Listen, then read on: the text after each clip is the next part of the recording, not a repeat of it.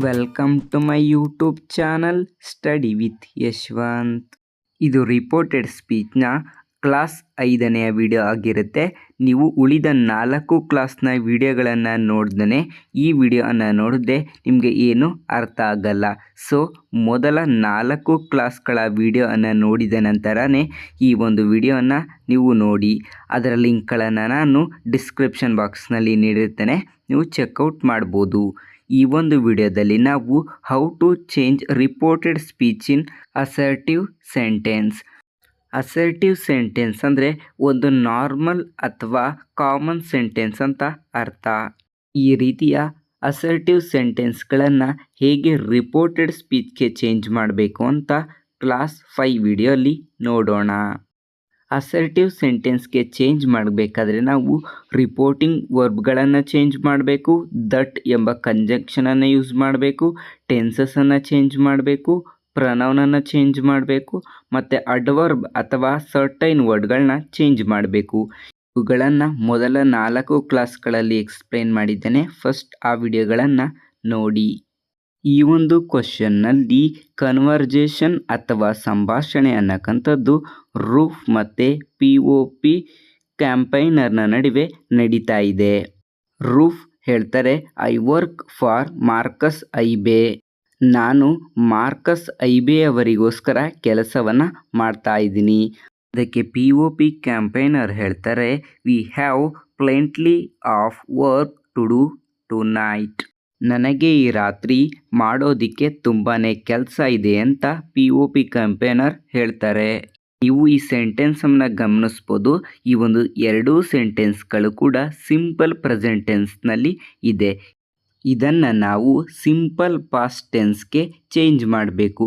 Tense ಬಗ್ಗೆ ನೀವು ನೋಡಿಲ್ಲ ಅಂದರೆ 2ನೇ ಕ್ಲಾಸ್ನ ವಿಡಿಯೋವನ್ನು ನೋಡಿ. ಈಗ ಮೊದಲನೇ ಸೆಂಟೆನ್ಸ್ಗೆ ರಿಪೋರ್ಟೆಡ್ ಸ್ಪೀಚನ್ನು ಮಾಡೋಣ. ಈ ಒಂದು ಸೆಂಟೆನ್ಸ್ ಅಸರ್ಟಿವ್ ಸೆಂಟೆನ್ಸ್ ಆಗಿರೋದ್ರಿಂದ ಟೋಲ್ಡ್ ಅಥವಾ ಸೆಡ್ ಅನ್ನಕ್ಕಂತಹ ರಿಪೋರ್ಟಿಂಗ್ ವರ್ಬ್ಗಳನ್ನ ನಾವು ಯೂಸ್ ಮಾಡ್ಬೋದು. ನಾನು ಇಲ್ಲಿ ಟೋಲ್ಡ್ ಅಂತ ಯೂಸ್ ಮಾಡ್ತಾ ಇದ್ದೀನಿ.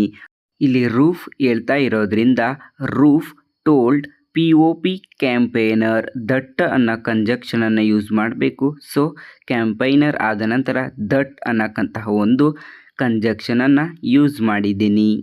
ನೆಕ್ಸ್ಟ್ ಐ ಅಂತ ಇದೆ. ಐ ಅನ್ನಕ್ಕಂಥದ್ದು ಪ್ರನೌನ್. ನಾವು ಪ್ರನೌನನ್ನು ಕೂಡ ಚೇಂಜ್ ಮಾಡಬೇಕು. ಐ ಇಲ್ಲಿ ಮೇಲ್ ಕ್ಯಾರೆಕ್ಟರ್ ಆಗಿರೋದ್ರಿಂದ ಹಿ ಅಂತ ಚೇಂಜ್ ಮಾಡಬೇಕು. ನೆಕ್ಸ್ಟ್ ವರ್ಕ್ ಅಂತ ಇದೆ.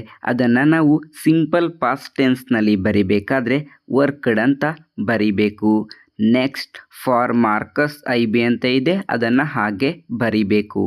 ಈಗ ಇದರ ಆನ್ಸರ್ ಆಗುತ್ತೆ, Roof told POP campaigner that he worked for Marcus ಐಬೆ.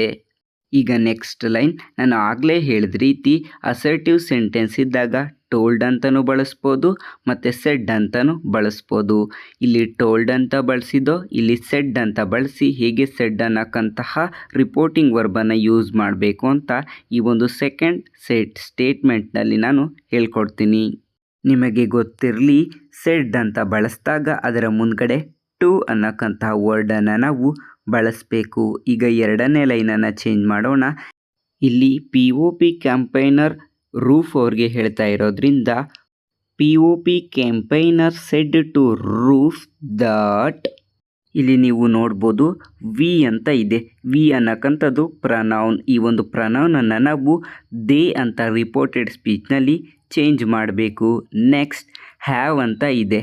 ಇಲ್ಲಿ ನಾವು ಸಿಂಪಲ್ ಪಾಸ್ಟ್ ಟೆನ್ಸ್ನಲ್ಲಿ ಚೇಂಜ್ ಮಾಡ್ತಾ ಇರೋದ್ರಿಂದ ಅದನ್ನು ಹ್ಯಾಡ್ ಅಂತ ಚೇಂಜ್ ಮಾಡಬೇಕು. Next plenty of work to do ಅಂತ ಸೇಮ್ ಬರಿಬೇಕು. ಹೀಗೆ ಬರೆದ ಮೇಲೆ ಟು ನೈಟ್ ಅನ್ನಕ್ಕಂಥ ಅಡ್ವರ್ಬ್ ಇದೆ. ಇದನ್ನು ನಾವು ರಿಪೋರ್ಟೆಡ್ ಸ್ಪೀಚ್ ಮಾಡುವಾಗ ದಟ್ ನೈಟ್ ಅಂತ ಚೇಂಜ್ ಮಾಡಬೇಕು. ಇದನ್ನು ನಾನು ಲಾಸ್ಟ್ ವಿಡಿಯೋಗಳಲ್ಲೇ ಹೇಳಿದ್ದೇನೆ.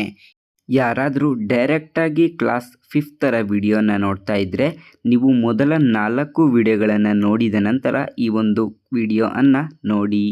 ಈಗ ಸೆಕೆಂಡ್ ಸ್ಟೇಟ್ಮೆಂಟ್ನ ಆನ್ಸರ್ ಆಗುತ್ತೆ, POP campaigner said to Roof that they had plenty work of to do that night. ಇದನ್ನು ಕನ್ನಡದಲ್ಲಿ ಹೇಳುವುದಾದರೆ POP ಕ್ಯಾಂಪೇನರ್ ರೂಫ್ ಅವ್ರಿಗೆ ಹೇಳ್ದ ಅವನಿಗೆ ಆ ರಾತ್ರಿ ಮಾಡೋದಕ್ಕೆ ತುಂಬಾ ಕೆಲಸ ಇದೆಯಂತೆ. ನಿಮಗೆ ಈ ವಿಡಿಯೋದಿಂದ ಅಸರ್ಟಿವ್ ಸೆಂಟೆನ್ಸ್ ಇದ್ದಾಗ ಹೇಗೆ ರಿಪೋರ್ಟೆಡ್ ಸ್ಪೀಚ್ಗೆ ಚೇಂಜ್ ಮಾಡಬೇಕು ಅಂತ ಗೊತ್ತಾಯಿತು ಅಂದ್ಕೊಳ್ತೀನಿ. ಇನ್ನೊಂದು ಸಲ ಹೇಳ್ತಾ ಇದ್ದೀನಿ. ರಿಪೋರ್ಟಿಂಗ್ ವರ್ಬನ್ನು ಬಳಸಿ ದಟ್ ಎಂಬ ಕಂಜಕ್ಷನನ್ನು ಯೂಸ್ ಮಾಡಿ ಟೆನ್ಸಸನ್ನು ಚೇಂಜ್ ಮಾಡಿ ಪ್ರನೌನನ್ನು ಚೇಂಜ್ ಮಾಡಿ ಮತ್ತು ಅಡ್ವರ್ಬನ್ನು ಚೇಂಜ್ ಮಾಡಿ.